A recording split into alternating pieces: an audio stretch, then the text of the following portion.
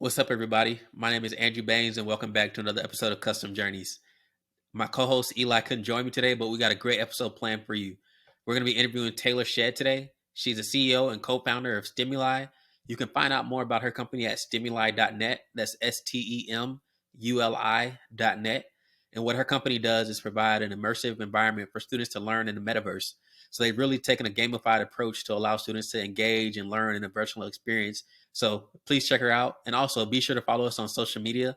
You can find us on Instagram, Facebook, and LinkedIn at Custom Journeys. That's at CUSTEM Journeys. And also you can find us online on our website at customjourneys.com. Be sure to check us out, and I hope you all enjoy the episode. Taylor, I just want to welcome you to the show. How you doing this morning? I'm doing great. Thank you for having me. I'm excited to chat with you and your audience about, all things STEM and all things business. Yeah, awesome. Yeah, I'm excited, super excited. Hey, so real quick, I guess we got to start with like the end in mind. That's typically how we do things. So like, you're the CEO and founder of STEMuli. Can you talk about STEMuli real quick? Like, what is STEMuli and what is your goal with the company? Sure. STEMuli is an educational technology company. And our goal really is how can we accelerate the rate in which students go from K through 12 school into the workforce? And along the way, can we ensure that they have the most engaging learning experience possible? And, essentially, we believe the more students learn, the more they earn in life. So everything that we do has that end in mind is how can we help students learn more so ultimately they can earn more in the second half of their life after they graduate high school. Awesome. That's amazing. So I really want to talk first about like this journey that you took to creating Stimuli. So I was looking at your LinkedIn page. I saw you went to college out in Cali, right? Yeah. Are you from the Dallas Fort Worth area? I am. I was born in Dallas, raised out in Plano, played basketball and hooped all across the Metroplex, Yeah. youngest of seven. So my family were definitely Dallasites. In fact, my mom graduated from Bishop College. For those of you that don't know Dallas, it was the first historically black college in Dallas. So Wow. we just have some deep roots in Dallas over the last 30, 40 years in my family. Nice. Okay. Hey, so I saw you got a BS, a bachelor's in biology at Loyola University, and we were talking earlier, and you were telling me that you were on a basketball scholarship at some point. So I guess kind of start off with like what got you interested in even studying biology, and what got you interested in possibly pursuing a path in STEM. Yeah, so one thing I just want to talk about is actually kind of going back to my athletic career, and then I'll get into biology. Yeah. But I was the youngest of seven to earn a Division I scholarship to college, and all that means is from a very young age I was immersed in sports. So I remember like in third grade sitting at a football game, and my brother's like in seventh or eighth grade playing quarterback, and I finally asked the question to my dad and brother, like, "Okay, tell me what's going on if we're gonna have to sit here." So I mentioned that because my mentality growing up through middle school and high school was very much like you work hard on the basketball court. And then I was really engaged in learning. Like I always loved to learn. Um, but when I would go home, I wouldn't be reading my textbooks. There was like a disconnect between me and the classroom. I was like immersed and really engaged, but when I was at home, it was just boring to me. And Mm, so, as you start becoming and trying to figure out what you want to do in the world, I really only knew a couple of things at that time. I knew that I really wanted to help people. And then I knew I was kind of good at biology, just maybe from me being an athlete, it made sense. Like you could say, okay, like cellular regeneration does this. This is how our heart pumps and things like that. Whereas math, on the other hand, was the opposite. There's no like rules or things that you can follow that necessary. I mean, I guess math is all rules, but at the same time, you have to memorize those. There's nothing you can look to in your mm, body and say it makes sense that things work this way. So gotcha. ultimately, it was really those two things that I really wanted to help people. And I understood biology. And what I then came up with the idea of is, hey, why don't I become a reconstructive plastic surgeon? Again, the idea of like I'm dealing with the body, I'm able to help people. So that's where I started and why I got started on that path. Gotcha. What do you even know about like reconstructive plastic surgeons? You watching like Grey's Anatomy or something like? Because I mean that's very specific, Yeah, it right? is super specific. So in high school, I really just tried to do everything you're supposed to do to be successful at the next steps. And so I was taking like AP biology classes, AP chemistry, AP US history. Yeah. And a part of that, at some point in time, it was either in high school or late in my middle school years, you have these surgeons that come in, like Doctors Without Borders, right? And they talk about how they will go to remote villages and people are walking sometimes hundreds of miles just to get surgery for cleft palates. Yeah. So, in that sense, it's like helping a very specific part of our population, meaning those that are born the way that they are. It was not their fault that they were born with certain disabilities, but how can you use like surgery and medicine to help that? So that's really honestly just what grounded me, is just kind of seeing these images of doctors who are doing this work, and then hearing about the need where people will walk hundreds of miles to get this treatment is kind of where I wanted to focus myself. Gotcha. That's dope. Yeah, I mean, we always talk about like the importance of exposure, right? So I'm glad you got that exposure early on and you kind of figure out, hey, this might be a path I want to pursue. But let's talk about like, so after high school, you got that scholarship opportunity. Was it like a full ride to Loyola, or Yeah. like how did that come about? Yeah, so a couple of things I have to mention about my high school career. I won a few state championships here in Texas in basketball and Nice. track, private and Oh, public track school. too? Oh yeah, yeah, super. What'd you run in track?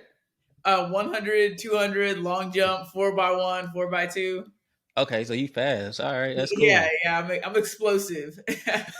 So, a couple of other things about me in high school is I was on a team of like some awesome athletes. Like two of my teammates went to the University of Texas on full rides. One went to TCU, another went to Princeton, and another went to a school on the East Coast called Elon. So highly talented team, which is why Wow. we were able to win state.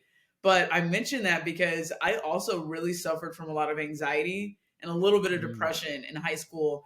And the thing is, at that time especially, it wasn't widely talked about, kind of what young people are experiencing and how to address that. mhm. So what that would look like for me is I'm getting ready for a game. I know I have a game in 2 to 3 hours. I had a very strict routine just because it was like focusing on the routine would help me lower my anxiety. And I'm talking about there's games where I would be in the bathroom like patting water on my face, just trying to like get prepared. And you don't know that other people are not necessarily experiencing the same sort of anxiety as you are. And I say all of that to say, I was one of the last people on my team to get my scholarship offer. And a couple Gotcha. of unique factors. One, I had never been to Los Angeles before I visited on my tour at Loyola Marymount. Two, I don't even know if I have been to California at that point in time. And three, I would just say that now hindsight, it could not have been a better decision for me to go to school in Los Angeles because of the startup entrepreneurial mindset that exists in LA, which of course we're going to get to talking about that later. But it's just, I'm what I'm trying to get to is like, it doesn't matter where you are. It doesn't matter if you're the last one picked on your team or the first one picked. Oftentimes, I think like God or the world, whatever you believe in, is really orchestrating our steps. So even though it seemed like I was last, I think I ended up in the place that was the best fit for me and ultimately dictated the trajectory of my life and the career that I would go on to choose. Awesome. That's great advice. Now, I think you're right. I think a lot of times we're anxious for certain things, or we want certain things to happen a certain way. Like, I don't know if you wanted to go to like Duke or UConn or Stanford, like those really big basketball powerhouses, but thinking about what you do now, you may not have been able to have the same opportunity if you did go a different path. And you mentioned like anxiety and depression. Is that something, I didn't have it written down, but is that something that you had like struggled with even after high school, or was it just something with sports where it was like the pressure of like these big moments? Because you're playing in like high stakes games, right? Like state championship. That's like everything you could live for in terms of a basketball player. Was that anxiety and depression? Was that just kind of limited to sports, or was it just something that you Yeah, battled throughout your life? honestly, great question, and thank you for asking to give me an opportunity to talk about it. So, oftentimes, what people hear from me when I tell them like born in Dallas, grew up in Plano, Plano West, daughter of successful entrepreneurs, is they think like my life was made. And the truth is, in my house, there's a lot of trauma that I experienced growing up, and that really informed who I am now in so many different ways. But when you experience trauma as like a young person, oftentimes you're so young, you don't even know how to articulate what you're feeling or what you're experiencing. Hmm. So then it shows up as anxiety and depression. And oftentimes, what people don't know is it can show up as symptoms that mirror like ADHD, autism, other things. And it is post traumatic stress disorder. And so, no, this isn't something that's necessarily isolated to just me on the basketball court. It's something that carried with me through college. And even now, I would say I do the work so it doesn't impact my life today. And I think now my intuition and just getting, the connection between your rational mind, your emotional mind, and the character and values you want to exhibit to the world has all come together. But really, it was based upon me doing the work. And if you want to know what doing the work is, it's like I'm in therapy once a week with super awesome therapists. I have a best friend that loves to work out, so we're working out 3 to 4 times a week early in the morning just to maintain balance. It's not Mm-hmm. about because I had anxiety and depression. It's really because my lifestyle is pressure filled, like at every moment, like I'm either on stages, I'm speaking to very famous people, very intelligent people.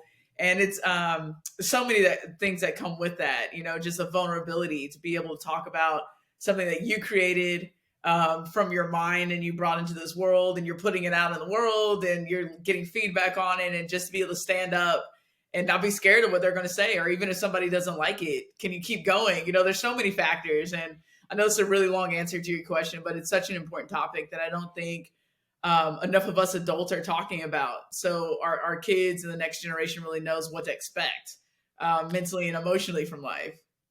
Yeah, no, I'm glad you took the time to talk about that because it is something that for the longest it was like so taboo, right? And I'm a '90s baby, so like back when I was growing up, it wasn't mental health wasn't something you talked about. It was like, oh, you're crazy, or just go to church and pray about it, and like you'll be good. But I think it takes like really taking actionable steps to kind of manage and deal with certain things that we struggle with. So I'm glad you kind of talked about like, hey, what is doing the work? And specifically like seeking counseling. I know you're in a really high stakes, high pressure environment, like you said. I saw you were recently in some at Atlanta venture pitch competition, and we'll talk about that in a minute. But so yeah, I can only imagine like you have to have a good routine and a good balance of everything in order to like manage everything that's going on in your busy schedule.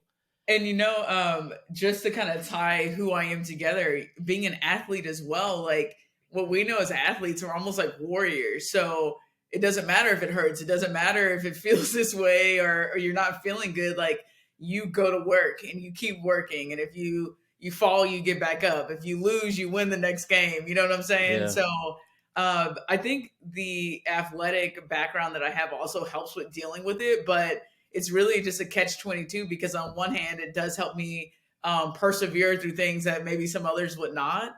But at the same time, you look at things like Simone Biles, right? I think that is a Mm. true example of what it's like to have had a trauma in your past. I know Simone has done the work over the years, and it did still just get to a point where she needed to take a step back because she got to the point where everything was just overwhelming. And so, just a lot is coming out, right? Athletes were used to pushing through, but now we're taught like, hey, you still need to be able to take care of yourself. And, we could go down on a long conversation with athletes and professional sports players and injuries and Mm. pushing through and what happened with football players and CTE, the long term side effects of sometimes just pushing through injury. But as you can tell, I'm a geek about sports as well. So, but just, yeah, very, very important conversation I think people need to absolutely hear. That's cool. I like that. I feel like I could talk sports to you. You sound like you keeping up with everything, so that's dope. I I love wore it. my WNBA jersey today, representing the Nice. New York Liberty, Dee Richards, equality. All right, nice. I love it. I love it. I thought you would be wearing like a Candace Parker jersey or something, repping the champs. Yeah, she's cool, but like Dee has some great style. Me and her have a similar Okay. like fashion. So, and she played at Baylor in Texas, so I thought I'd represent. All right, cool. All right, so you got a strong sports background in your family. You said you had is seven siblings? Yeah, there's 7 of us in total. That's deep. You got enough for a basketball team and two reserves. All right, With cool. So 7-on-7 football, you name it. yeah. All right. Cool. So you said you were the last one to get a scholarship offer to go to Loyola. Was it a full ride? And like, what was your college experience like getting out to Loyola? Yeah, so it was definitely a full ride. Loyola is a private Jesuit school, so we're talking about tuitions in the ranges of like $43,000 to $53,000 a year. Okay. Um, so amazing experience. I became a beach bum out there. Like I fell in love with just the energy in California and the air and just the vibe out there. Yeah. Um, but as far as my experience, I mean, gosh, like there's milestones in my life where sometimes things are just hard. And to explain a little bit about that, so I'm 17 years old. I just graduated high school. And then about 4 weeks later, I'm supposed to report to training camp, if you will, in Los Angeles, where I had turned 18 at some point when I'm in LA. And, Wow. when you're in that transitional stage, depending on your upbringing, sometimes you've got like this chip on your shoulder, like, yeah, I'm ready to be out in the real world, make my own decisions, get away from my parents, and really be who I am, not who my parents want me to be. I want to find myself. So I very much so had that mindset.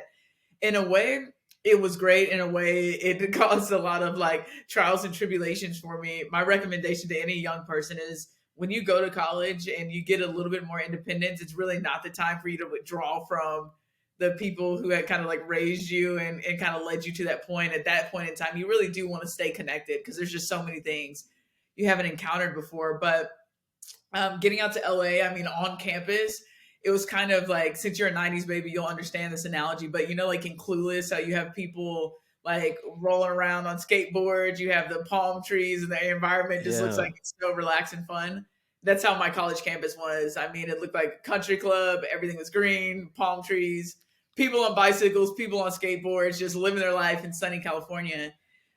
One thing that was interesting is when I went to select my major, as I told you all, I was really passionate about biology, but in the back of my mind, I also still had considered business as a route for me. Mm. I growing up, my mom always told me like, "Hey, you can be the CEO of a company, you can do this and that."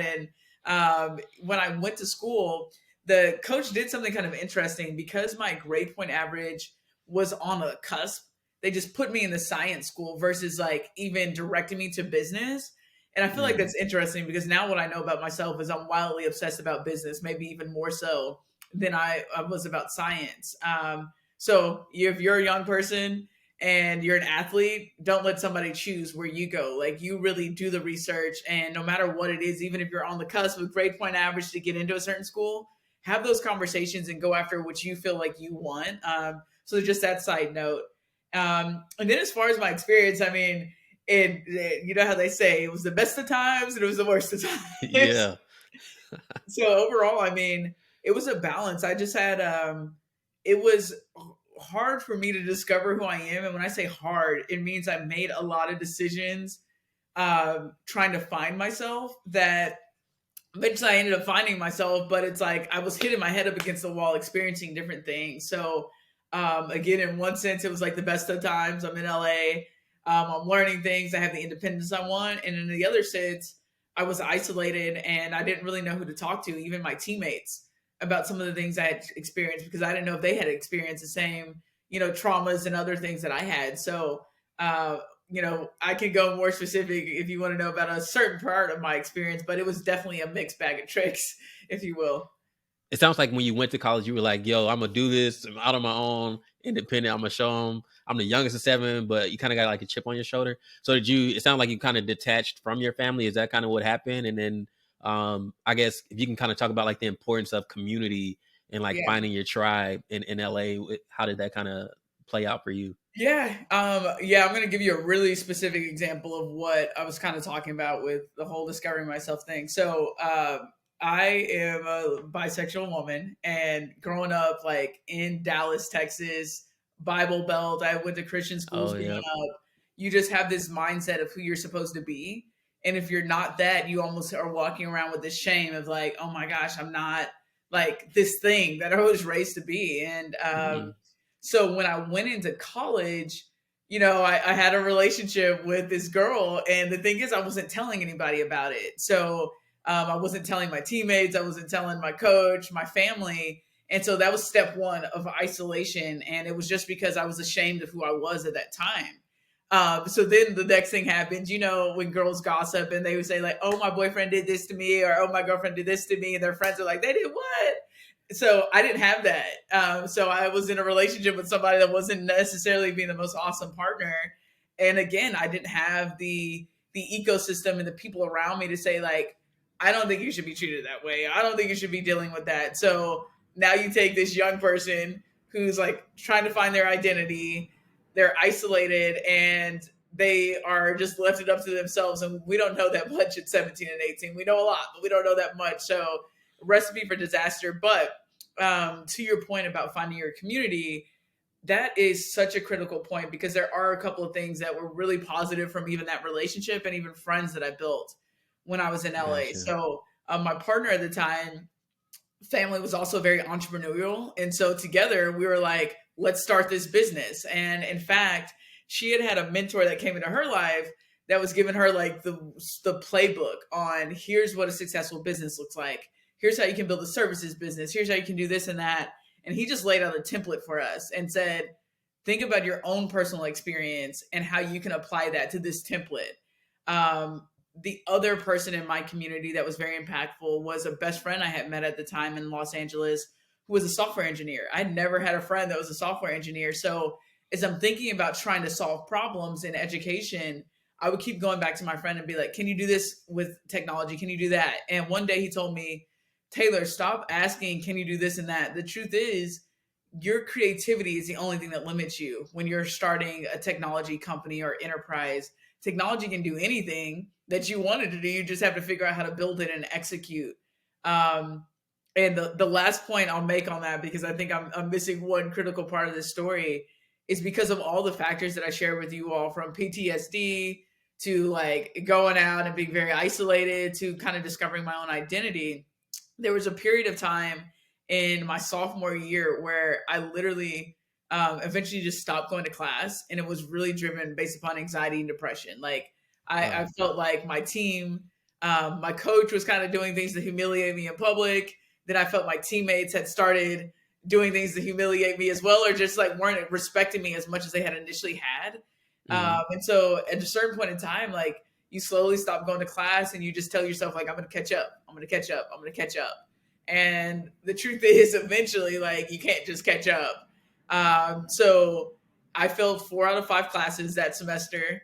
The one class I passed happened to be the hardest class on campus. So don't tell me how that happens. And, you know, eventually it got to a point where my coach was like, I don't know if you can succeed at the same way like your counterparts can. I don't know if you can be a collegiate athlete being in school and your athletic career. And honestly, it was that moment that changed the entire trajectory of my life. I felt in that moment that I did not want any other student coming behind me to reach a level of success and not know how to thrive with that success and not know how to maintain it, sustain it, and grow it. So again, all of these things that had happened in my life were factors as to why not only that I started my business, but I remain committed to my business through the ups and downs, 12 years being in business. So yeah, that's kind of who I am and how I got to where I am today.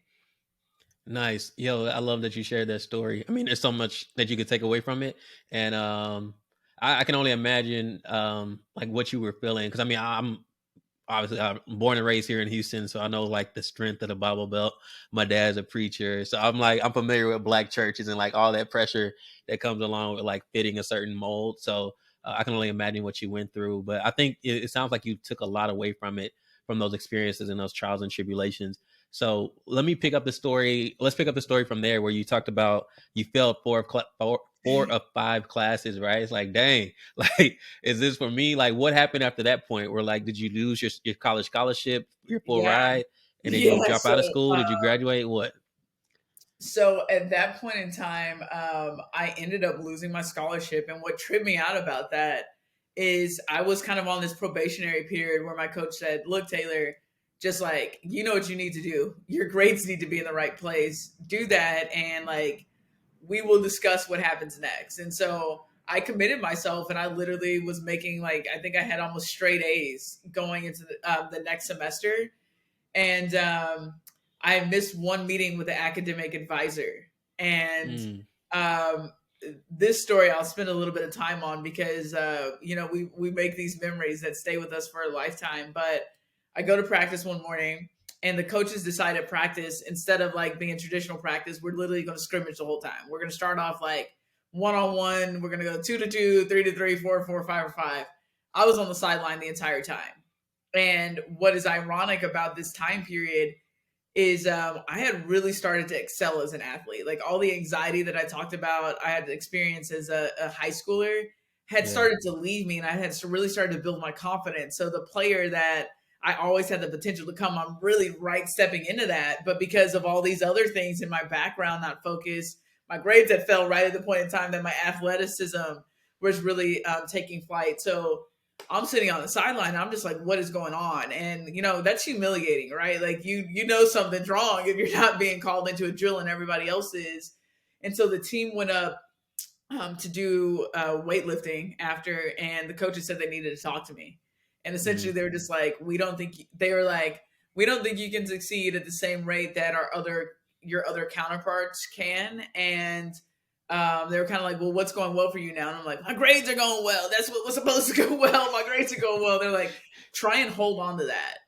And for me, that statement, try and hold on to that, was just like the biggest FU. Excuse me for like speaking about it No, that way. that's, And I was like, what? Like, hold on. And it's like, you're giving me something, or it just felt weird. And what is very interesting at that time is like my mom said, Taylor, like, I want you to finish your degree. I will pay for you to go to school.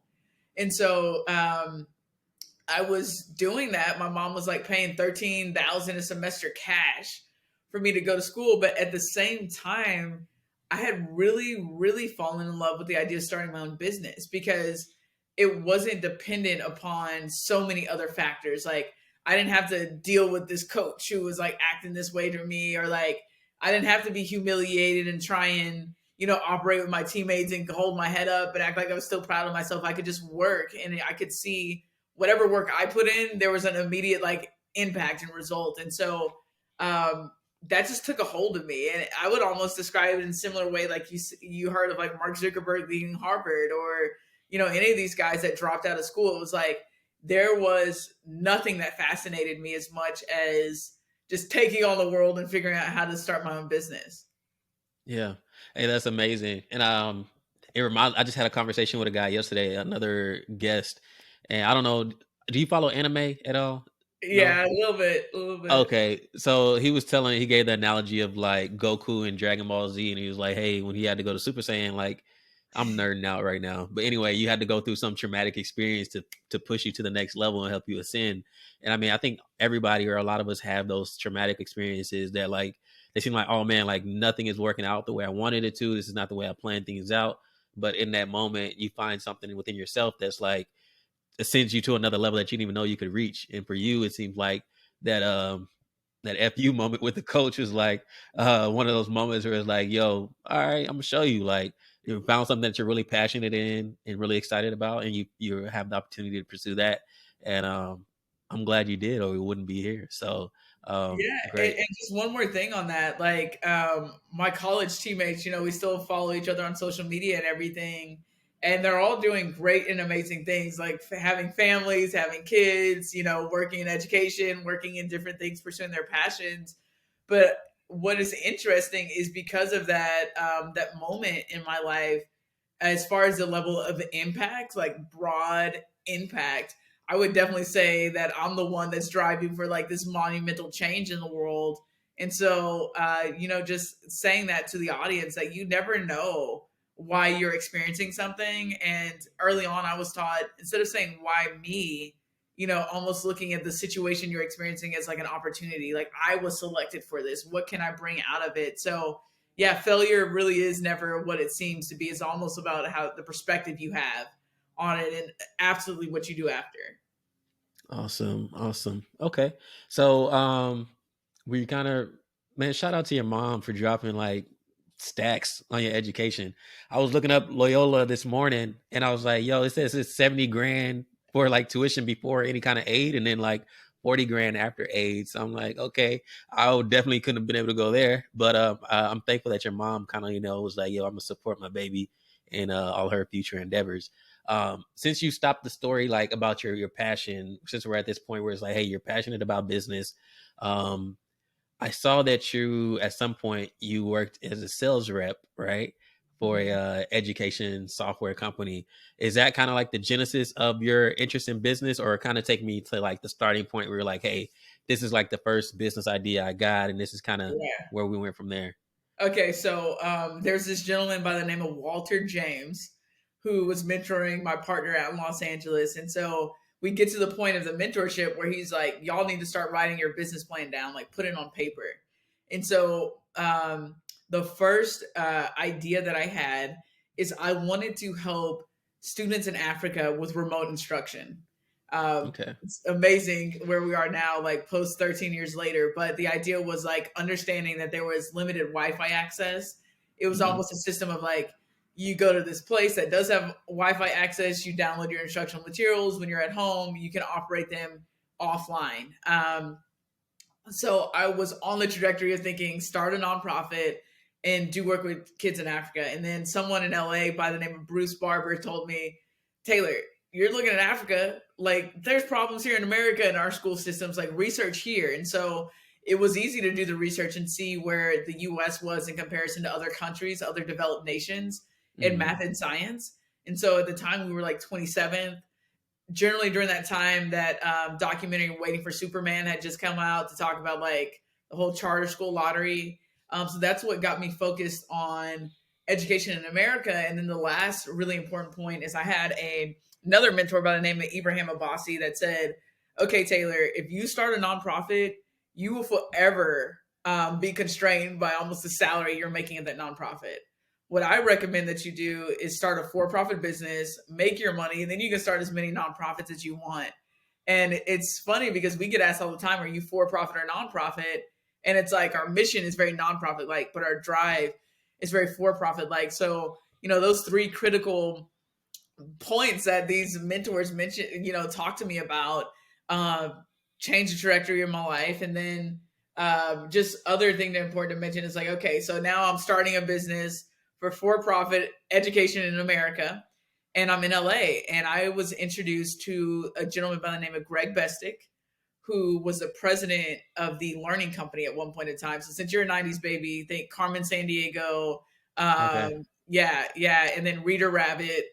So he had run an enterprise that had those products, sold the enterprise. The company that bought it, Mattel, didn't know what to do with it, so they hired him again to run it. So he was my very first investor ever in the history of Taylor, which is like super cool. And I just really like one thing that I was taught at Loyola is like, while you're a student, you can reach out to anybody you want to because they don't see you as a threat. You're not in the workforce yet. And so I began just reaching out to people like, hey, I talked to the president of this company. I would love to talk to you about what I'm doing. And then they would say yes because they were respecting the person I had talked to previously. And so through that, I just started building a network and finally getting to the sales point that you asked about. Greg told me, Taylor, you need to prove to people and investors that you can actually sell into education.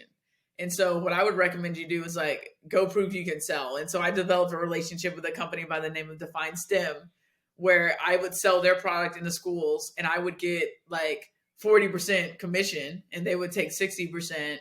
And through that process, I was able to learn like you have all these ideas about what educators are experiencing, but I was able to learn about what people loved about their product and as well as what were some of the weak points and opportunities in their product. And that definitely informed what I would then go on and later build. Yeah, that's amazing. You hit on so much great stuff there. I'm like trying to figure out where do I want to start. Hey, so I mean, I think one of the things you really hit on was like the networking and like meeting people. And I think a big part of that is like being in a certain environment, right? So you talked about being in LA was a perfect environment for you, even at the time when you didn't know like, hey, you wanted to be an entrepreneur. The fact Mm-hmm. that you were in LA who were like startups are like you can look around and just find anybody with a startup basically. So can you kind of talk and maybe give some more tips and pieces of advice for people that need help with networking or meeting people that can help them potentially grow an idea? Yeah, absolutely. So the first bit of advice would be, and I have to tell the story with this because it's like you have Go to know ahead. where this Yeah. came from for me.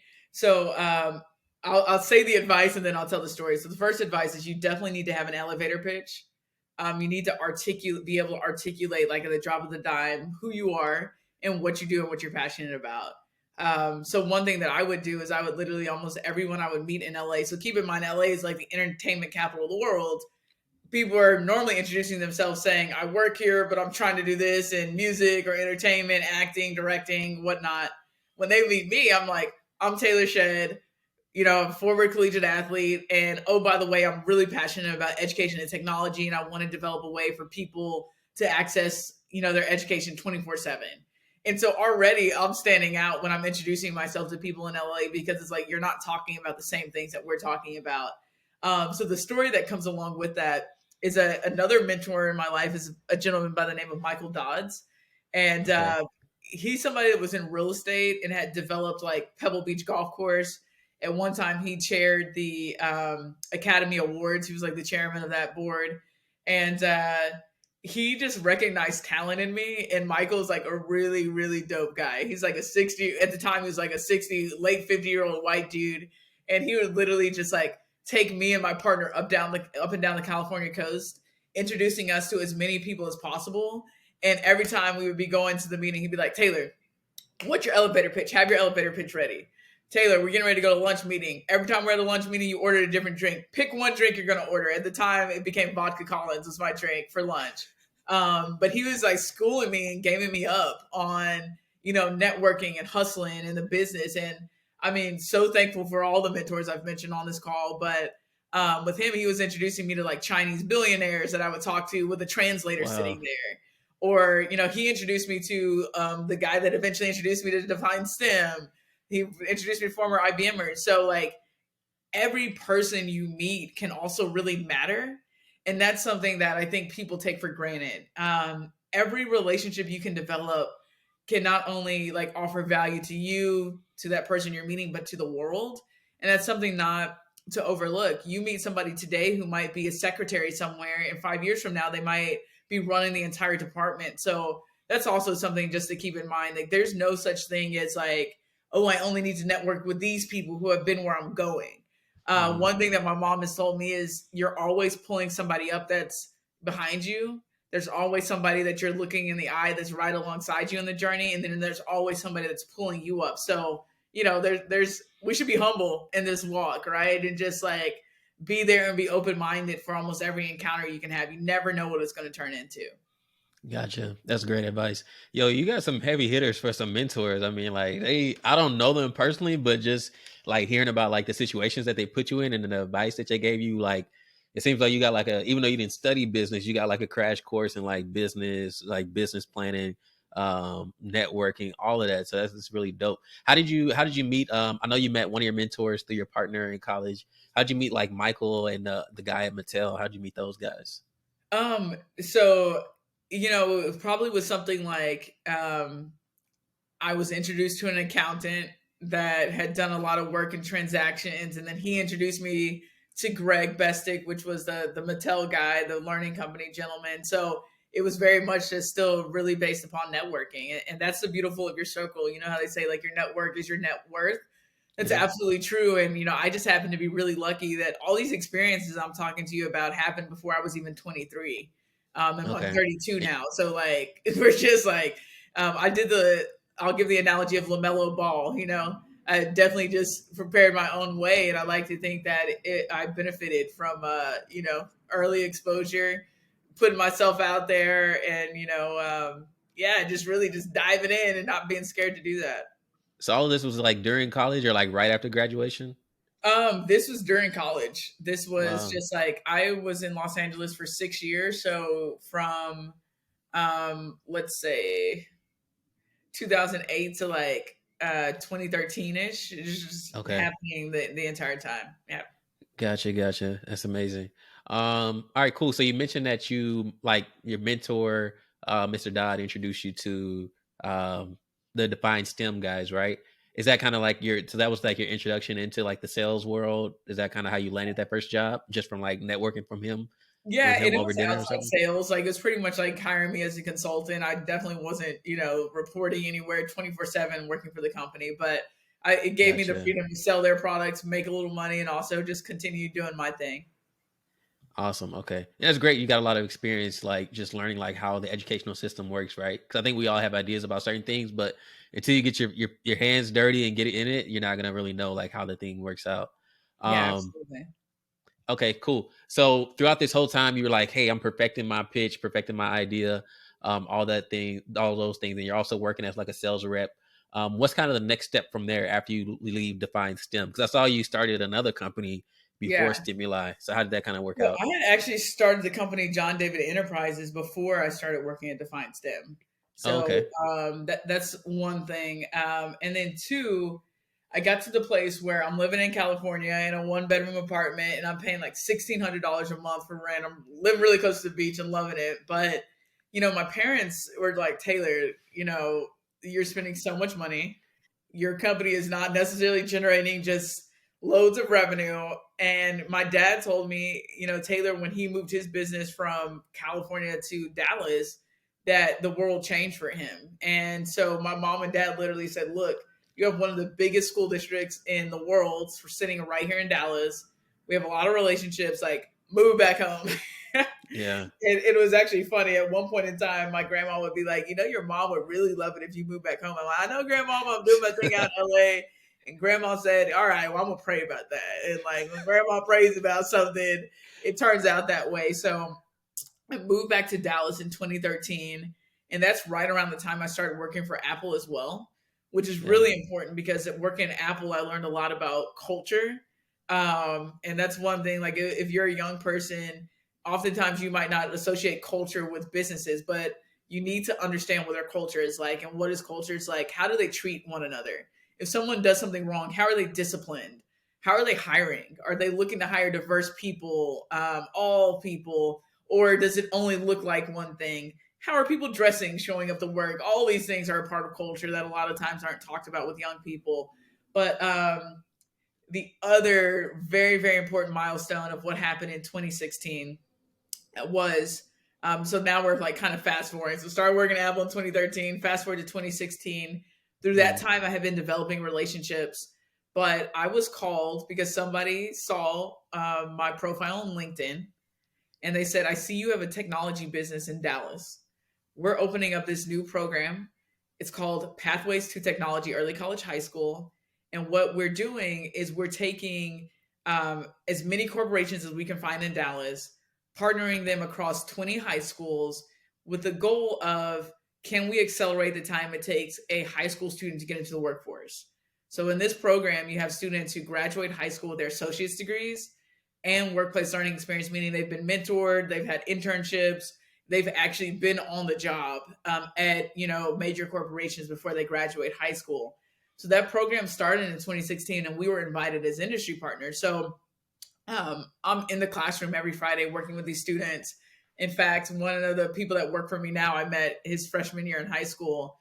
And what I start to notice is where are all the other corporations that like the JP Morgan Chases of the world that have a lot of money and a lot of like human capital? Why are they not in the classroom? Why do students only know my name and STEMuli versus everybody else?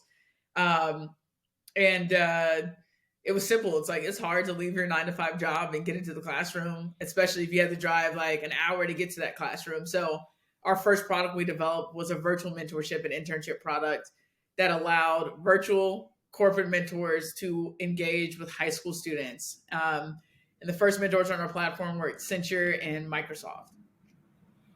Nice. That's awesome. Nice. And so what like those two partnerships with Accenture and Microsoft, did those come from, were they also P Tech companies or P Tech Yeah, corporate partners?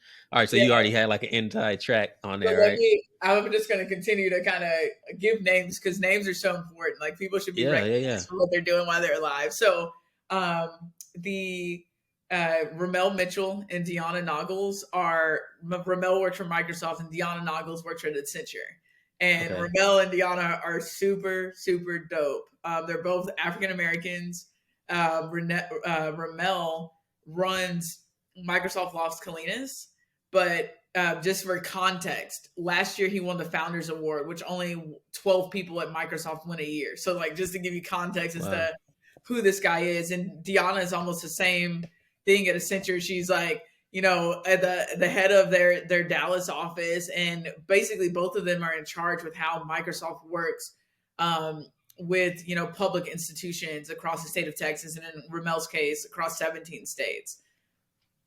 Wow, that's amazing. Amazing, amazing. And I think that's great that you mentioned like all this started from just somebody looking at your LinkedIn page, right? And I think that just speaks to like being visible and like letting people know like what you do and what you're about. Yeah, I think like your brand, like I think people obviously knew like, hey, Taylor's brand is this, and this is what they solve. That's amazing. So at this point, so STEMuli's first product is like a virtual mentoring platform. Earlier, you mentioned that you met a software engineer in college, right? And they were like, hey, stop asking me what I can do. Just create whatever you can create, whatever crazy idea, and then we can make it happen from the technology side. And also, you mentioned like the importance of culture at Apple. So I think like with every company that or every idea that you're trying to start, I think like choosing your partners, your co-founders, that's like a really critical piece that's going to help determine your success and your trajectory of your company. Can you talk about like how you found your like core founding team members and like how important they've been to your mission?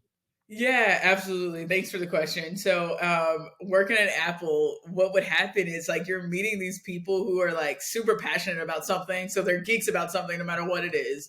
Yeah. They're easy to talk to and they're very friendly. So already you're like finding a new tribe of people around you. So a part of that tribe of people I found was like this guy by the name of Wade Aston. And at the time, he was enrolled at the University of Texas at Dallas and pursuing a degree in computer science. So I would joke with him. I'm like, wait, like, can you develop a mobile app? Like, I need help. And he's like, I can't yet. I don't know how. I haven't graduated. So I joked with him. I'm like, all right, well, when you graduate, like, let's work together. And so fast forward, man, like 4 or 5 years, and I see a photo of Wade on Facebook having graduated from University of Texas at Dallas, and I literally hit him up. They're like, congrats. Like, you ready to go? And we end up meeting up, and he just said, like, okay, talk to me about what you're trying to do, why, what mission it's solving. And all Wade knew at the time was he wanted to do something that was bigger than himself and also work for a company that had great culture. And so he literally just said, all right, let's do this thing. At that particular time, I was no longer working for Apple. Wade still was. So he is working part time, literally coding our application. And so I just love Wade. Apple talks a lot about the importance of a first follower. And, that's something I would share with the audience. Like, it is so important. You need that person that's willing to follow your vision, trust that you've been blessed and you can see something that no one else can see, and is willing to devote their time to do that. And just touching on that a little bit more, that's also why it's very important for you to decide what skills you want to build in life. So, me, I do not know how to code. But my skill set is like, I do have the vision. I do understand how products work, and I'm able to convey my vision to my developers. And then also, obviously, I have the gift of gab. So I'm out there selling our product and just building our brand up. So that's how I found Wade. And he was instrumental in the culture of STEMuli because he kept mentioning that to me, actually. He'd be like, I really want our culture to be like this. And there'd be moments in time over the last 3 years where he would say that. And you just know that between how him and I would interact with one another, as well as how we would recruit people, that if you talk to anybody that works for us now, they love our culture. Like, I would not be surprised if one day in STEMuli's lifetime, we're not voted as one of the top employers there is, just because we care about one another. We're that's just who we are through and through. So as far as some other core team members, I'll get to them a little bit more quickly. The next thing we need to do is make our product pretty. So at the time, I literally like needed to find developers. So I go to Instagram and I type in React developers, like as a hashtag. And I'm Oh, okay. searching through, and I find this guy by the name of Jeremy Gale, who at the time was literally working for a company where he would move people. Like, you need to move. They would call this company, and Jeremy and his team would come out and they're moving boxes. And he's Yeah. like, yeah, I've actually dabbled in design before. Like, I'm really passionate about it. And me and Wade had no reason not to give him a try. So he started working for us without getting paid and took what was already a really cool app and made it look pretty. So he was the first person to ever make one of our products look really, really pretty, which I was so thankful for. So he's one of our leads of our front end development team. But just a couple of other core team members that are on our team. The next thing we needed was like, okay, who can make what Jeremy did look even better? And so that was Emmanuel Roku, who's Dallas based. He's Nigerian. He's our chief product officer. And then, there's a few more people, like friends of friends of friends. But another Yeah. really cool team member is this guy by the name of Azel James. I met him on a plane when I lived in LA, flying from Dallas back to Wow. LA. That was about 10 years ago that I met him now. But what's really cool about him is not only has he had experience like growing startups, selling companies, hustling in digital media, branded content, like he has a great skill set, but he's an awesome soul. I told him like my goal is to take my company public, and I sent him some statistics on how many Black women have raised like venture capital. And he's like, let's do it. Like, let's go. And he's followed my leadership. He's challenged us when he's needed to. But overall, like, I just have people that no matter what, they're on board. Like, they're down. You know what? Sometimes we've had to skip getting paid. And I'm thinking, like, all right, y'all, like, go find other jobs. And they're still working. And I'm like, hey, I'm just like, gosh, like, why are y'all so good to me? But Nice. yeah, so that's a little bit about our team. And I could go on and on about our team. I do want to mention one more thing. Yeah. We put our money where our mouth is. And what that means is we've actually trained P-Tech students between their 9th and 12th grade a year, and we hire them. So we have about 4 to 5 students that are between the ages of 18 and 20 that we met at some point along their high school career that are working for us and now giving back to the communities, you know, that they started in. And, you know, they have the possibility to become anything they want to, you know, under our like protection and just guidance. So through Nice. and through, I just love all the team members. I've been blessed with an amazing team. Awesome. Hey, real quick, what do those students that kind of started off in the P Tech cohort? What do they do for you currently? Are they like software engineers or Yeah, I like? can speak to that. So where every P-Tech student starts is in a position called engagement engineer, and Gotcha. it's very intentional. So as an engagement engineer, what you're doing is you number one, you have to learn a product through and through because you're responsible for training and onboarding people into our system. So that's kind of the first place you start is working and interacting with our customers. So that does two things. You learn our product really well, and two, you learn our customer and why our product is in place with that customer. Um, the next thing that they move to do is start QA testing actually. So these students like are going into the same project management tools our engineers are going into. They pick up a feature, they have to go in and test it. They have to send a report back to the engineers on whether that particular part of the product is working or not. And generally at that point in time, what happens with the students is they then say, I really love this, or I really love something else that I've seen happening at STEMuli. I want to kind of go into this department or that department. And we Nice. essentially just mold them and train them. And we slowly prepare them and release them so that eventually they become leaders in that department. So, as far as what we have right now, I had a student that was in the IT pathway in college, is wildly obsessed with finance right now. I'm training him to be like, you know, a financial analyst sort of position. He's super detail oriented. He was a valedictorian of the first P-Tech school in Texas, first graduating Wow. class, super awesome. It's amazing. Um, I have people that work as like almost like an executive assistant for me. And then one of the gentlemen named Michael Lansbaum, super amazing guy. He's got the gift of gab, charismatic. He's kind of more towards the engineering side, but he loves working with customers. So he still does the engagement side, but he'll be given tasks to develop. Like he did the closed captioning system that's available on our system. So Amazing. Yo, that's dope. I'm really you have like a really good gift for like finding talent, it seems like. And that's really cool. What is, I guess, for like other people that are looking for students, high school kids, college kids, or just people in general that are looking to get into tech, what are some things from your point of view as an employer? What are some things that you're looking for these people to have in terms of like skills, both like hard skills and soft skills? yeah, phenomenal question. So I'll get to the technology stack that we use, but the most important, honestly, is the soft skills that you alluded to. So you need to be able to self-manage your own time. If that's not something you're great at doing now, it's okay. You can kind of develop it, but you do need to know that the more you're able to manage yourself, the more impactful and value you'll add to any organization. So, what does self-management looks like? What it looks like is you know the goals of the organizations or your team or your product, and you can wake up in the morning, see the goal that you're supposed to hit, and decide what tasks do I need to do that are going to move me closer or organization closer to accomplishing that goal. The other thing is like just being open minded and open for feedback.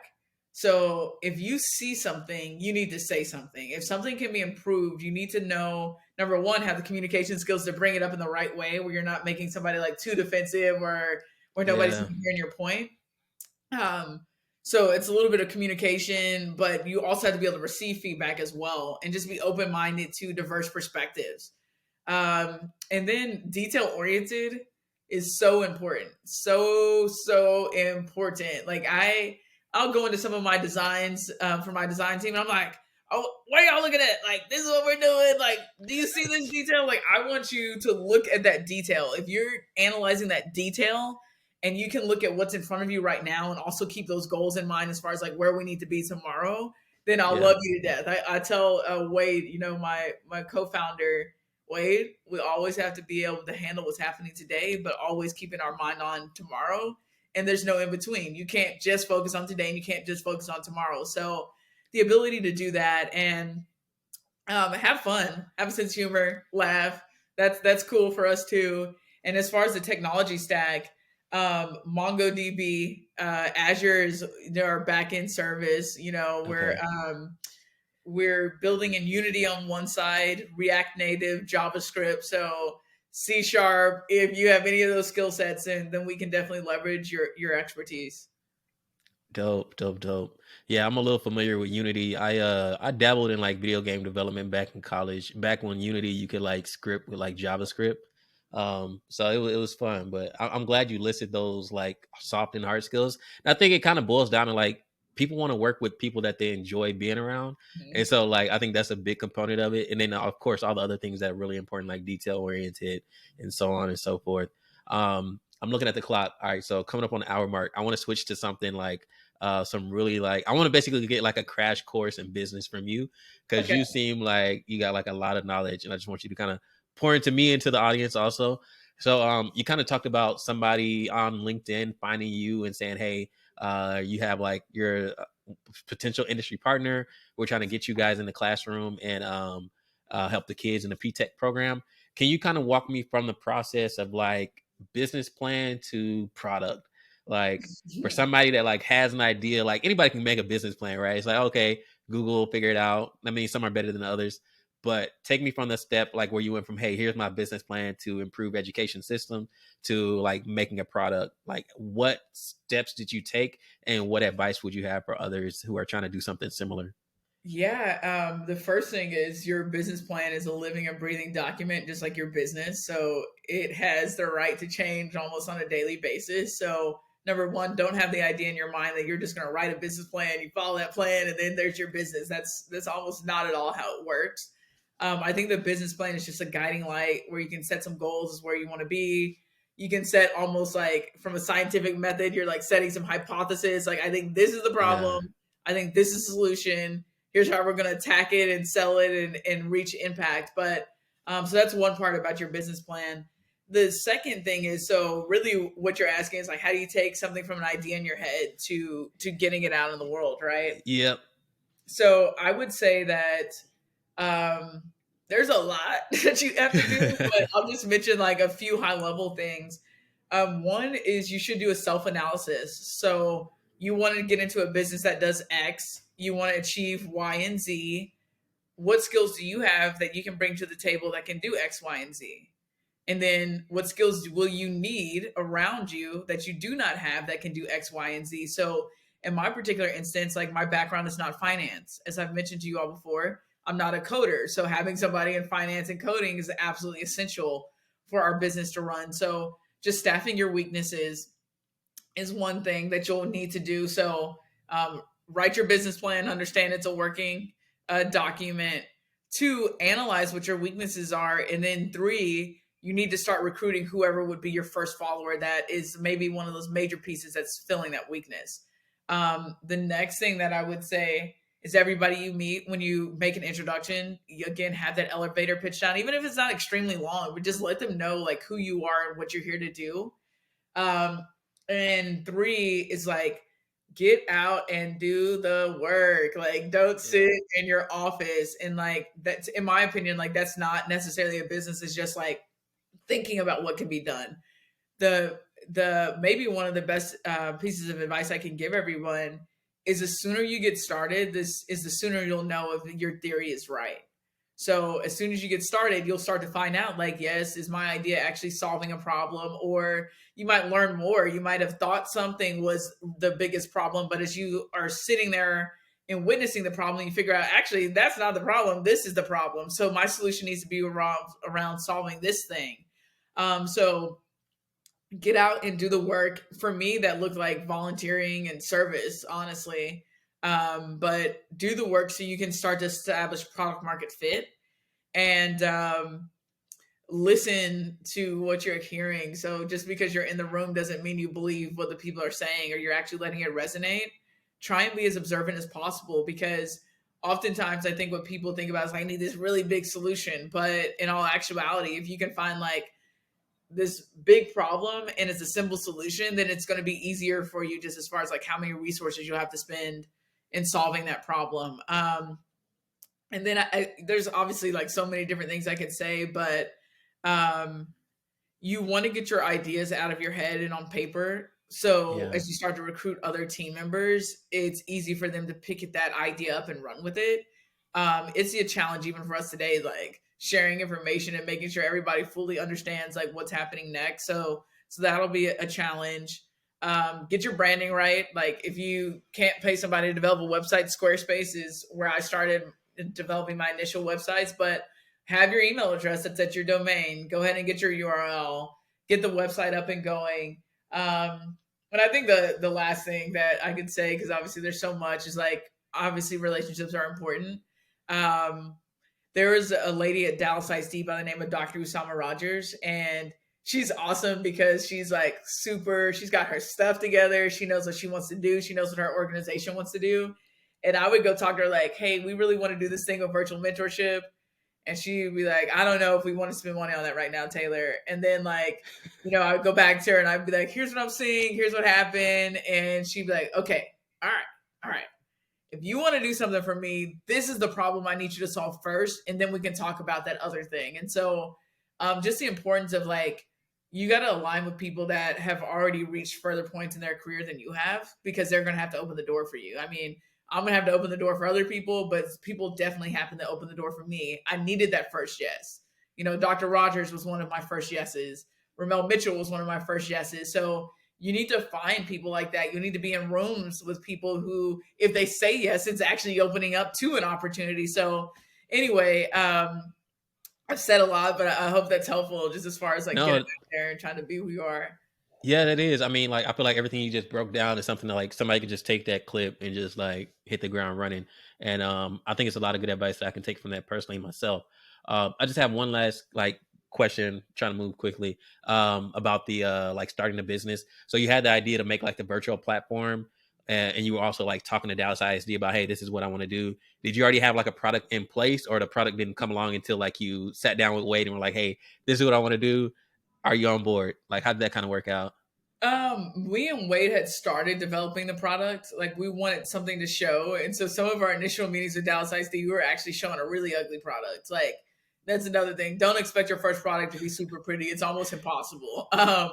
But we're showing a really ugly product. And then when it started looking prettier, then they're like, okay, this is looking better, but so for us, we had invested a lot of time in, I guess, building some sort of foundation.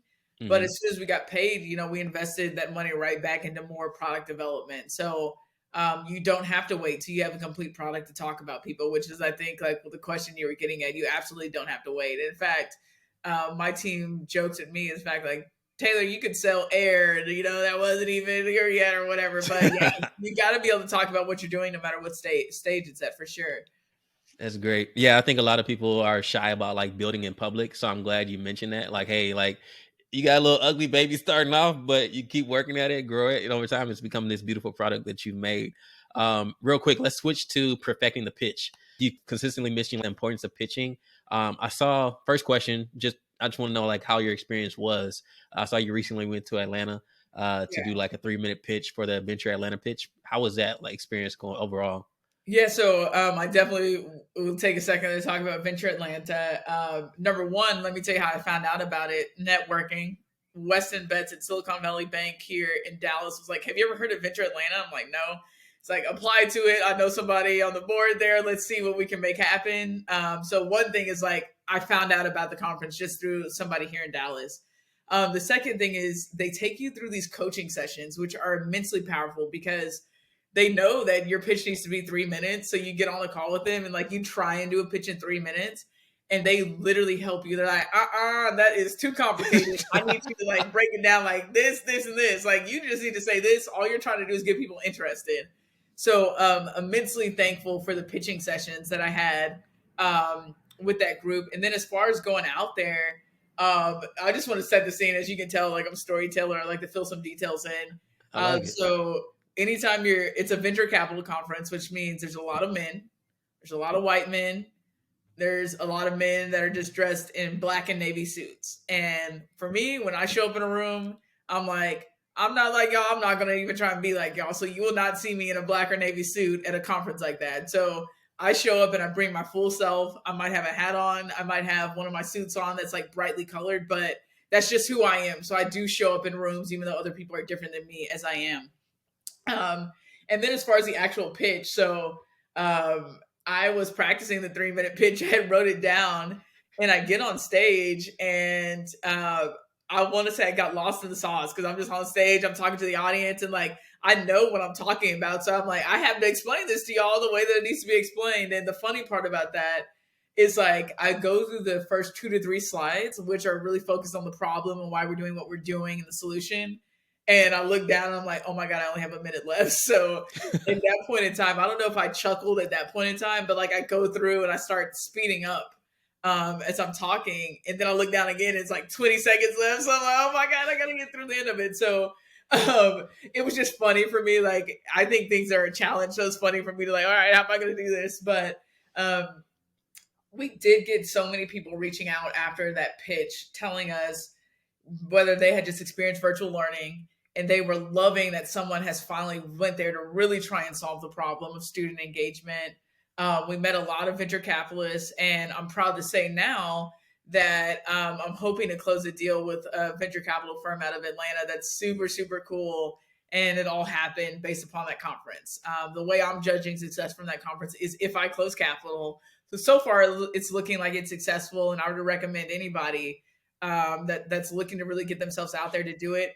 The last point I want to make about Venture Atlanta, which I think is remarkable, is you are going to a place that loves Black people. Yeah. Black people thrive.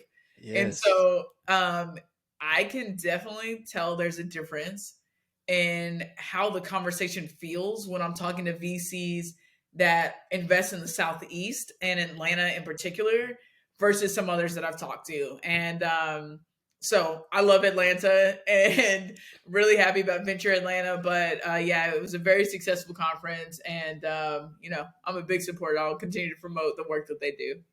Since you talked about like the potential that you're close, hopefully, to getting some VC money. I was reading a Crunchbase article and they were like, hey, the number of Black founders or Black women founders that are getting VC money is increasing. It's like at an all-time high or a 5-year high or something like that. But yeah, well, no, on this article, it was like 0.34% of all VC dollars so far in 2021 have gone to companies founded by Black women. So I'm like, yo, that's crazy. And it's an all-time high that it's 0. Whatever you said. Yeah, 0.34. It's like, I think they said like a 5-year high or something like that, but it's just crazy. Can you kind of speak to like the challenges of getting VC, getting that money from investors, and then also like how to overcome those challenges in your experience? Yeah, so I think the biggest challenge for people in my community, women, minorities, is that you don't know what you don't know. So sometimes you can have almost the exact formula for what you know VCs are looking for, like revenue, a working product, profitability, great team. And those things that you don't know sometimes can break a deal. So you might say something on a call that you just think is like a part of your strategy, but you don't know that when you say that, it communicates to a VC that you're going in a direction they don't want to go. So with that said, in order to combat that, I would just really try and see if you can find a mentor or a friend or somebody in your network that has operated in that space before, that has actually worked as a venture capitalist, because they can tell you directly, like, when you say this, this is what that means to me. I want to give a shout out to Ansley Carlisle of Mark Cuban Companies. We were really close to closing a deal with them over the summer, and we're still trying to get Mark at the table. But Ansley saw something in me and in our organization, and she meets with me every 2 weeks. And through meeting with her and getting feedback on my pitch and on my deck and on like kind of our strategic plans, what it did is not only help me refine what those plans are, but it gave me the confidence that when I'm talking to a VC, like, yeah, you're saying this and it's okay to say it. It's okay to have that as part of strategy. It's a strong strategy, because sometimes you'll talk to VCs and you feel like you're trying to literally like trying to say what they want to hear. Like, okay, well, what are you gonna do with the money? Well, I'm gonna spend it on this and that. And you really feel like you're just trying to pitch them on what they want to hear to close capital. So Yeah. again, the biggest piece of advice is like, do some networking and see if you can find a trusted friend, advisor, and somebody that will literally just sit with you and spend time on your decks.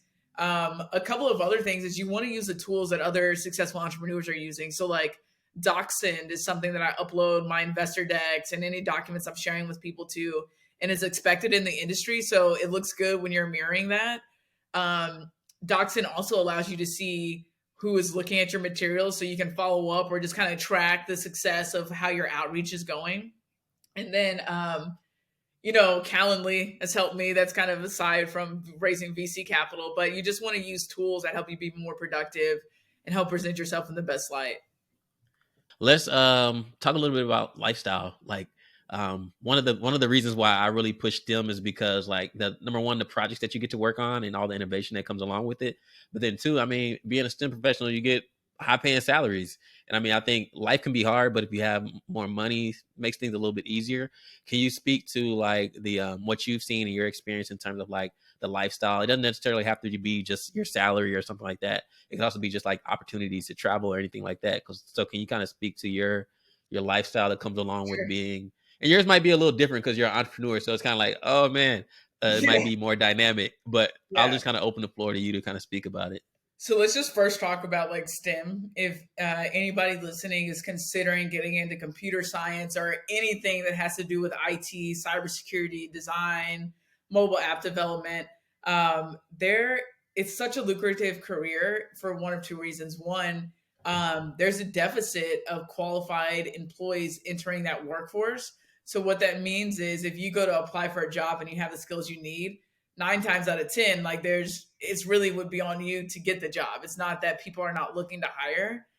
So there is opportunity in the market, especially if you're a female or you have, you're a minority in any capacity. Everyone is trying to diversify their tech workforce. So again, just is there opportunity there? Yes, you can check the box on that. The second thing is you have flexibility where you can move between an employee or an entrepreneur. And so as an employee, you're getting the benefits of like consistent paycheck. You have your retirement benefits, you have insurance and other things that don't just easily come with entrepreneurship. But you have the flexibility to say at any point in time, if I don't want to work for somebody else, I can monetize my skills outside of working for this company. And there's several platforms that you can go to where you can just post that you're a developer that's willing to work as like a consultant or whatnot and get paid a lot of money working with multiple clients because of the skill set that you chose to develop. Um, and then beyond that, as far as like the lifestyle, now we can kind of transition from like, hey, you're in STEM in IT and development to maybe more so somebody like my position. One thing that I did not mention earlier is I wanted to be in the medical profession also for the way that I could dress. I was excited about wearing scrubs to work. I'm somebody that just likes to be as comfortable as possible. So in my position as an entrepreneur and especially as a CEO, I really do get to choose like how I want to show up. Now, of course, there are certain general expectations that people have as far as how like you look and dress in certain places, but I do get to be me in every scenario that I go into. And then other lifestyle things. I mean, right now I can set up my calendar where like literally I have a Calendly, and for those of you who are not familiar with Calendly, it gives you the ability to quickly set up meetings. So instead of it being like, hey, when can you meet? And somebody says, I'm available Monday, Friday, whatever, this time. And then you say, okay, I'm available here. And then you have to develop a calendar invite. You literally post your availability, people book it, and automatically you have the meeting booked. But what's unique about my Calendly is I only have open times from Tuesday to Thursday from 10 a.m. to 2 p.m. So my time is very protected. And that means when I get up in the morning, I get to like do what I need to do to get prepared for the day, speak with my team, go into meetings, and I almost end up being done by 3 p.m. every day. And that doesn't mean I don't do other work, just administrative work and things like that. But who gets to say that? Like, I'm only going to interact with people in the outside world from 10 to 2, Tuesday through Thursday. No one really gets to do that. And, I think the last thing as far as like what I do with my free time and my lifestyle, I love sports. I love to travel. I love fashion. So over my course of my like entrepreneurship career, I've been to Rolling Loud, the major hip hop festival, a couple of times. I love traveling to see Drake in concert. So again, big music buff. I can travel. In the educational technology space, your schedule and your breaks almost mirror the same breaks that schools mirror. So like Thanksgiving, not many people are calling me that week. Winter break, not many people are reaching out to me. But I've traveled almost all over the world. I went to Rome and Venice this summer. I went to Cabo in the earlier part of this year. I've been to Atlanta and San Diego this year. This is during a pandemic year, right? I might have opportunity to go to New York based upon an award that I'm up for winning. So overall, I think just in general, the sum of everything I've said is you really get to pick your environment, your schedule, your attire, your attitude. One, two, there's lots of flexibility as far as travel, engaging in sporting events. I love the Seahawks and the Cowboys and the Lakers. I've traveled to see most of them play. And then you're investing in yourself. So the last lesson I'll kind of say about, this question you've asked is at one point at Apple, and I don't know if it was 6 days or like 3 weeks, but I sold $1 million worth of iPhones. And I was like, all right, my paycheck stayed the same. But if I sell $1 million of STEMuli products, like if I wanted to cash that all out for myself, I almost could. But that's $1 million worth of revenue that's coming into something that I own. And so that there's pros and cons when you compare like the corporate world versus working for yourself. And what I love about software, this is the most amazing thing to think about with software. You have a product like Microsoft Word, PowerPoint, Excel that was built at one point in time. And literally every time they sell it across the US and across the world, it's almost pure profit, I don't have to spend money to make money in one sense. So that's another thing that I really love about the whole software enterprise versus the idea of maybe like producing physical consumer goods. Awesome. Yeah, I mean, I always tell people like, hey, STEM is like a high paying career option, but especially in your case, like your income potential is limitless. Like there is no limit to what you can do. Cool. I got 3 quick questions. Okay. Let's see if we can fit them in 9 minutes. The first one. So you're a very talented speaker, both publicly and like just here. I can like really see you're talented. I got a chance to see some of your talent displayed on YouTube. I saw you got a chance to speak in front of like the Texas Review Board or something like the Education Review Board. One thing you mentioned in there, you're the youngest of 7, and your mom was like living in a 2-bedroom home with 9 other like family members at one point. Can you kind of talk about like, to me, that's an inspiring story of like, hey, like not only did you have your own trauma and struggles, but also your mom, and like she's gone on to develop and create her own real estate brokerage. Can you speak about like the inspiration that like seeing all the things your mom did, how that inspired you? Yeah, for sure. Thank you so much for asking that question. So, one, when I talk about some of the trauma experience, my mom was also experiencing that trauma. So, seeing her overcome it and just the attitude she had that, like, we're pushing through this and that resilience was extremely impactful for me. But to your point, it was very interesting because when I went to speak in front of the Texas Commission on Public School Finance, I had to think about why am I so passionate about education? And I really wanted to dig down to the heart of it, not like, oh, you failed in class. Like, no, why is this intricate and important to your entire being? And so I started thinking about just stories that my mom would tell me growing up. And for those of you in the audience who haven't heard that pitch, I'll kind of just quickly tell you what the story is. So my mom grew up in a small town in Louisiana in a 2-bedroom house, pretty much with 9 people living in the house. And so growing up, I would hear stories about how my mom had no closet for her clothes. She had two railroad nails. If you've seen railroad nails, they're like this big, this wide.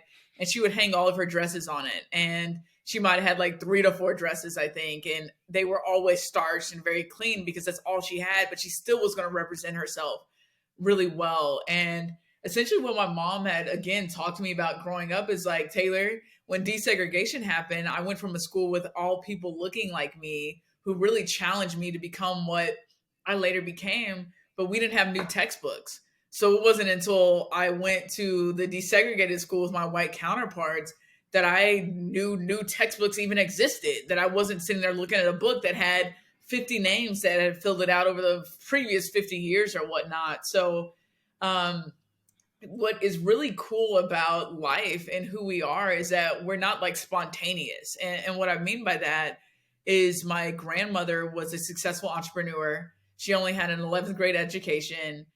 She was once on the board of like the beauty board for Louisiana, but she had her own salon. And the next house that they built for the family, she literally built a space that could house an entire salon, like 2 rooms that could do that. And so, it's like, sometimes people forget that we're really not that far removed from a time where we, diverse people were not even allowed to operate and engage with one another in the same room. And so just to know that my mom came from like this 2-bedroom house on Grape Street, my team knows the word Grape Street because it's just so instrumental to me, to then having an uncle that was the first person to take her to a college campus. And on that college campus, she's seeing like what's next after high school, something that no one else in her family had ever experienced. So now her goals are set higher. And then how when she went to Bishop College, she was also a pre-med major, but then she saw somebody in a business suit that looked really great and fashionable and who was in sales and marketing. And she said, I want to be that person. I want to look like that when I go to work. So ultimately, starting her own business and we're raising, my family and, pushing out successful kids. I just get so much inspiration from that. And also just the things that, if you're a parent listening to this, your kids hear you and they hear you in a way that you don't even understand the depth of what you said that sticks with them. So the fact that I can remember when my mom told me, hey, Taylor, you could be a CEO, and me asking what that is. And then her going on to tell me what it is. And then to say you can get a business degree or a law degree in order to meet that. And you can be running companies and making decisions, or her and my speech teacher telling me I could be the next Condoleezza Rice and me not knowing who that is, but now looking up who this person is. They look like me and aspiring to be that. So overall, I mean, it's just amazing from how like who we are, who our ancestors are. Like I would like to think that I am my ancestors' wildest dreams, standing in the rooms that I stand in, sitting on the boards that I sit on, and just influencing the spaces that I influence. Awesome. Awesome. I love it. And you are their wildest dreams. And I think that like, and now we'll kind of transition into the second to last question about STEMuli. I think you were like in the perfect position. You spent like nearly a decade, like really refining what you're passionate about, trying to develop a business. And now you're at this point where like the pandemic hit and like you were like perfectly positioned to be like, bam, like this is where it's my moment to shine. Right. So we've had this switch from like traditional learning to online learning, at home learning. Where do you kind of see the future of education and how does STEMuli fit into that? Yeah, I'm going to answer your question, but I want to just touch on one thing that we talked about earlier. So, remember when I told y'all my athletic career in college was like peaking and then my academic career wasn't? That lesson taught me that you always have to be ready. And so, over these last 10 years, as you've talked about, in my mind, I kept going because I didn't want a moment to happen where all of a sudden an opportunity would open up, but because I had quit or stopped driving as hard, I wasn't able to capitalize on that opportunity. So I think that's exactly what you're speaking to when you talk about the opportunity that happened with the pandemic. So as far as the future of education, what I believe the future of education is what I'll call boundless. And what I mean by that is, as a student, can you go into your education and instead of you being time boxed to say you're in first grade, here's the only thing you need to learn as a first grader, can you be put in a position where if you learn this really quickly, you can go to the next thing.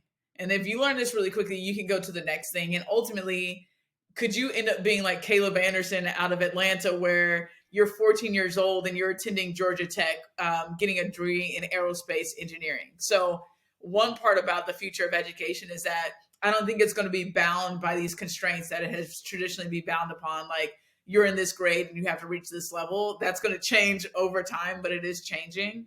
The other thing is there's so many alternative pathways. It's no longer like get your bachelor's degree and the world's your oyster.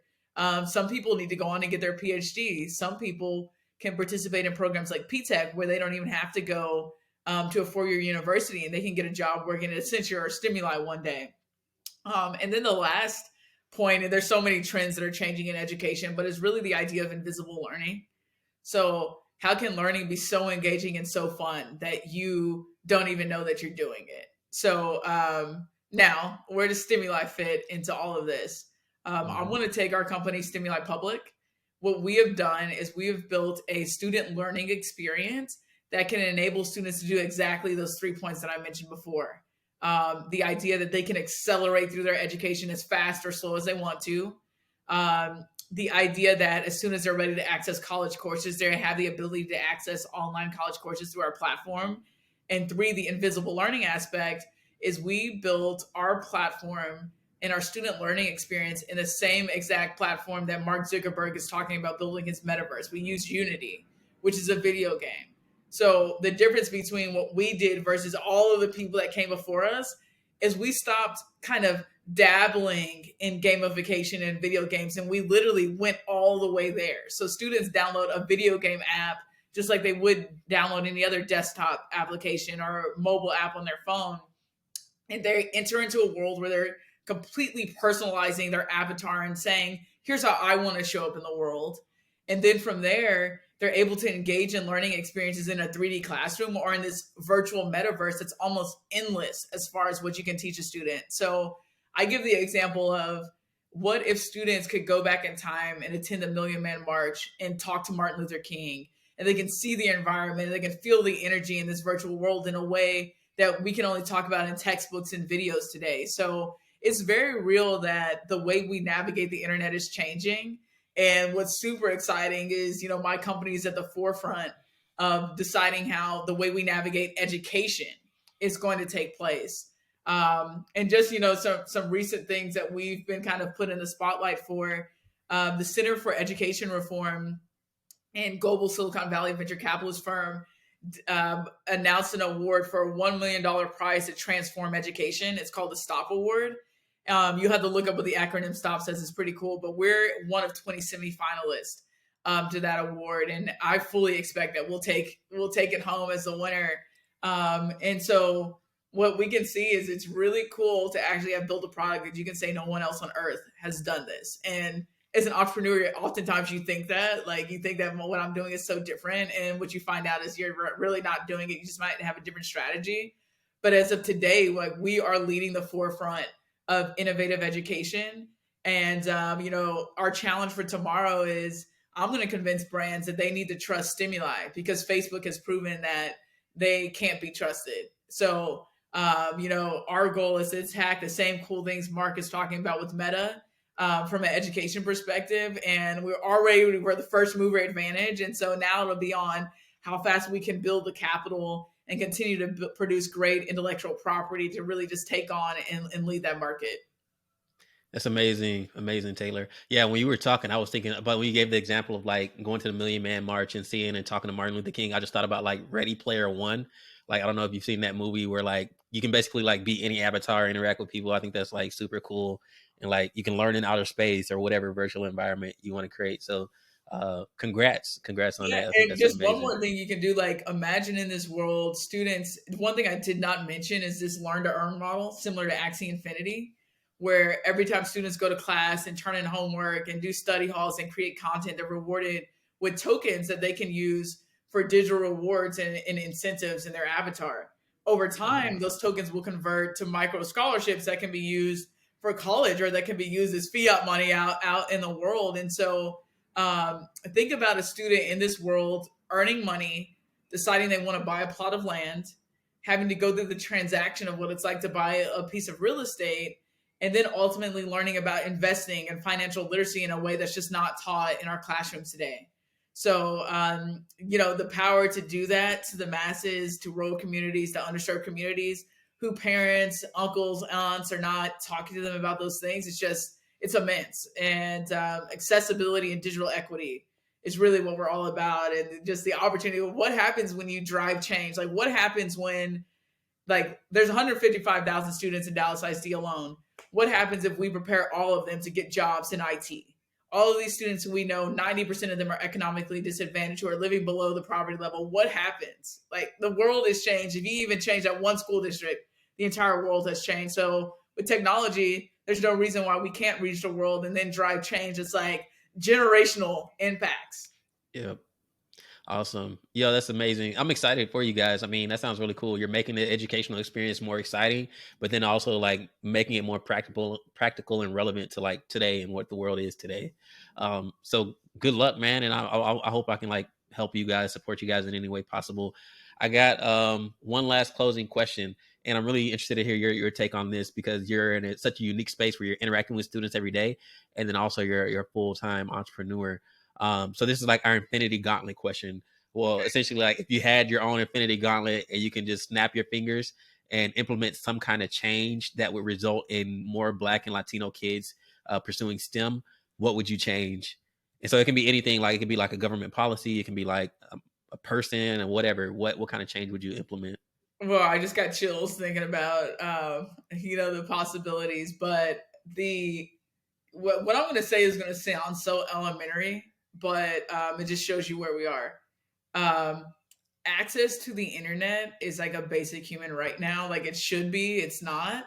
And so the number one thing that has to change is accessibility. If you can't access the internet, how do you access the job portal? How do you access training materials and YouTube Yeah. and all of those things? So if I could snap my fingers, the number one first thing I would do is make sure every single home in America, no matter where they were, had access to high speed, reliable broadband internet. Wow.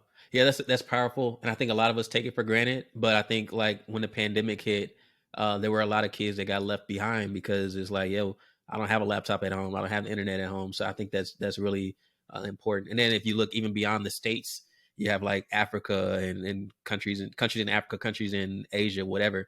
It's even probably even worse over there. So I'm glad you pointed that out. And it's definitely a need.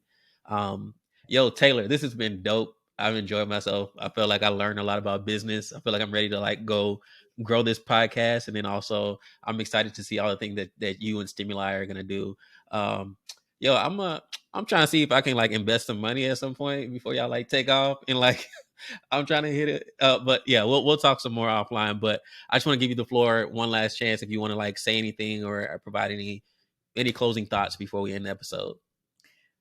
Well, number one, like, we're friends now, right? So Yeah, yeah. we'll stay in touch. I'd love to come back on and give people some updates at a later point in time. So happy to continue talking with you and develop our relationship. But as far as closing thoughts, there's just a few of my favorite quotes. I think there's three that I would love to just share with the audience that really grounds the way I operate, and I think it can just be so inspirational for everyone. So the first one is a quote by Margaret Mead that says, "Never doubt that a small committed group of individuals can change the world. It's the only thing that ever has."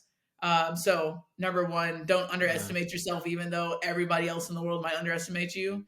I get underestimated a lot, and I continue to prove people wrong. So that's the first thing. The second thing, it's kind of Steve Jobs. Steve Jobs is a big inspiration of mine. So I'm going to tell a quote and then like a short little story. But Steve Jobs has a quote where he says, "As soon as you realize that everything created in the world was created by somebody no smarter than you, that's when you've got it. And that's when you can bend things and you can change things and you can make a dent in the world."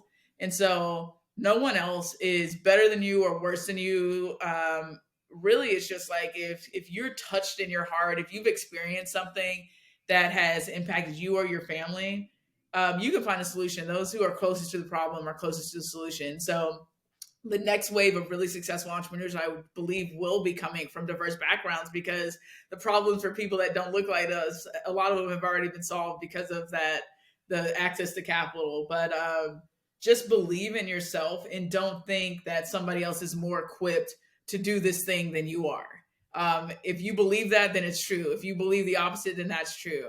The second part of that Steve Jobs story is when I lived in LA, and because I was like having such a great network, I really wanted to meet Steve Jobs before he passed away. Like I was like an adult when he was still living. That was one of my goals. Fun fact about me is I have an Apple tattoo on my back. It's like this big, What? right where the Apple signal goes on like all their products. Which has Steve Jobs' head in the bite. But um, at Stanford, he had a speech to a commencement speech where he said, "The best invention of all time is death. The old has to pass on for the new to come in and create it." And Right. what that told me at the time is like I was so sad about not being able to meet him. I was like, all right, if I can't meet him, then I can be him. You know, I can be the next Steve Jobs. So that grounded my work and just a part of like how big I think of what I'm capable of becoming. And then the last quote is just something that a member of the Human Rights Campaign by the name of Mary and Linda sent my partner, and the quote says, "Only as high as I reach can I grow.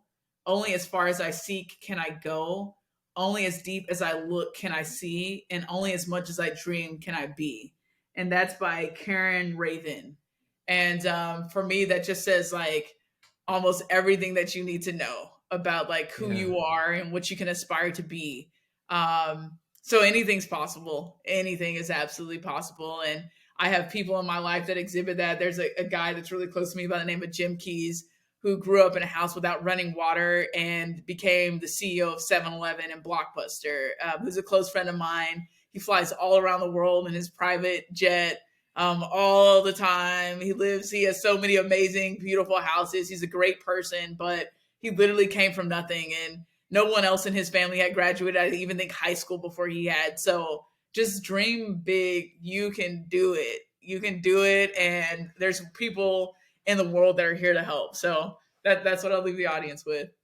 That's beautiful. I can't even say anything better than that, so I'm just gonna leave it at that. And I mean, those are all inspiring quotes. So thanks for sharing. Yo, thanks again, Taylor. This has been like an awesome time. I really enjoyed myself. I look forward to like working with you and talking to you in the future. And to the audience, thank you all for tapping in, for watching another episode of Custom Journeys. Be sure to follow us on social media and subscribe on YouTube. And we out of here. Take care. See All you. right. Thank you so much.